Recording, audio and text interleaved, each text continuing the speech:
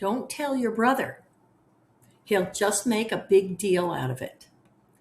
That sentence sounds small, but it can trap a caregiver for years. I have lost count on how many times I've heard this. Your mom falls, but tells you not to mention it. Your dad gets confused paying a bill, but says, don't tell your sister. Your senior misses medication, backs into the mailbox, forgets an appointment, loses weight, or gets scammed by a caller, and somehow you become the keeper of the secret.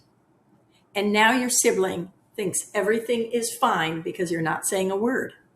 Not because they are cruel, not because they do not care, but because they are not seeing what you're seeing. You are carrying the facts, the fear, the appointments, the errands, the emotional outbursts, and the worry. And your brother gets to say, well, mom sounds fine when I talk to her. Of course she does. She is performing fine for 10 minutes on the phone. You are living the full picture. Hi, I'm Suzanne Fasella. I'm a retired physician assistant and a healthcare advocate. And I teach family caregivers how to go from this emotional chaos to a strong leadership in senior care. So you have more confidence and less exhaustion and the right resources. So caregiving does not quietly take over your schedule, your peace, and your life. It's just not fair.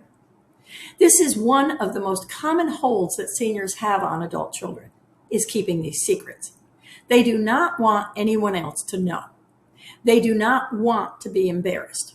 They do not want their son or their daughter to worry, but you can. They do not want their daughter to make a fuss. They do not want anyone questioning their independence, except you. I have seen this 100 times in the urgent care center I worked in. The senior comes in after a fall, and I ask, are you going to tell your daughter? No, is their reply. And when they tell one child and not the others, hurt and pain and anger will rear its ugly head. So they pull one caregiver into the inner circle and leave everyone else on the outside. At first, it can feel special. You are the trusted one. You are the one mom calls. You are the one dad confides in. But over time, trusted one can quietly become trapped one. You cannot go to lunch without being interrupted. You cannot plan a weekend away because no one else knows the routine. You cannot ask your brother to step in because he does not understand the real workload. You cannot even explain your exhaustion without sounding dramatic because you know the secrets and your siblings don't. This is where guardrails change the family dynamic. As an advocate, I help the caregiver stop relying on emotional explanations and start using visual facts, not accusations, not long angry text messages, not you never helped me, but facts. Mom fell on Monday. The pill box still had 3 missed doses. The electric bill was unpaid. Dad called 4 times confused about the same appointment. I've seen that multiple times. The doctor changed the medication. The refrigerator had spoiled food. The neighbor found him outside looking for the mailbox key. I've also had patients come in the emergency room in the urgent care. She's been on the floor for 72 hours until somebody found her. All of these things happen.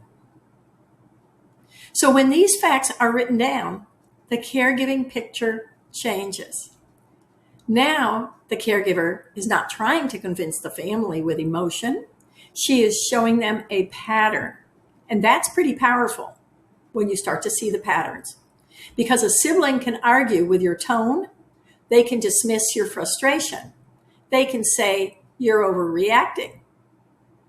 But it is much harder to ignore a simple list of repeated problems. This is how the caregiver gets her life back. Her brother finally takes Saturday grocery delivery because he can see the need.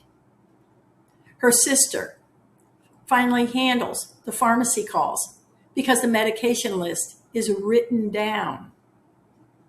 Someone else takes dad to the eye doctor because the appointment is on the shared calendar. The caregiver goes to her grandson's birthday party without guilt because another family member has the check-in shift. She has coffee with her sister instead of fighting with her. She stops being the family alarm system. We've all been there.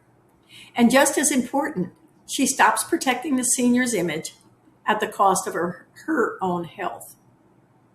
Now, this does not mean you humiliate your senior, but it does mean that you share every private detail. It doesn't mean you share every private detail.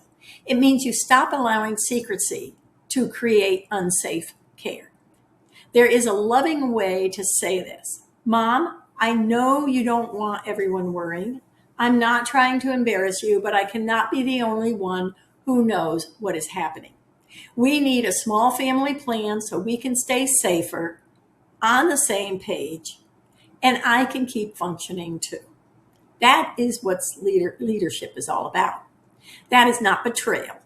It's transparency. It's letting the siblings know what's going on. I've seen what those siblings do who are left in the dark. They throw chairs, they punch walls, they cry, they scream, and they faint. I have seen what happens when your brothers and sisters are left out of the loop. All because they are losing a loved one and no one told them until it was too late and decisions had to be made. It's just not right. So don't do this to your siblings. You will be left picking up the shattered pieces. And I don't know that your relationship with your siblings will ever return to normal again. Caregivers often believe they have two choices: keep the secret or break the senior's trust. But remember, you have a third option. Respect their dignity while still building your support system. Guardrails make that possible. They move the family from whispers, resentment, and burnout into shared information, shared tasks, and shared reality. Families who share information have incredible freedoms to live their lives while caring for their seniors. I've seen this in so many changes, in so many caregiving efforts. So start a family facts log.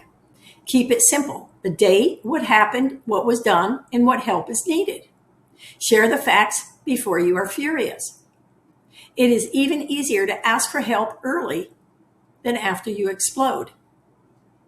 So if you're tired of being the only one who knows what is really happening, subscribe to this channel, give this video a thumbs up, and share it with a caregiver who needs family backup.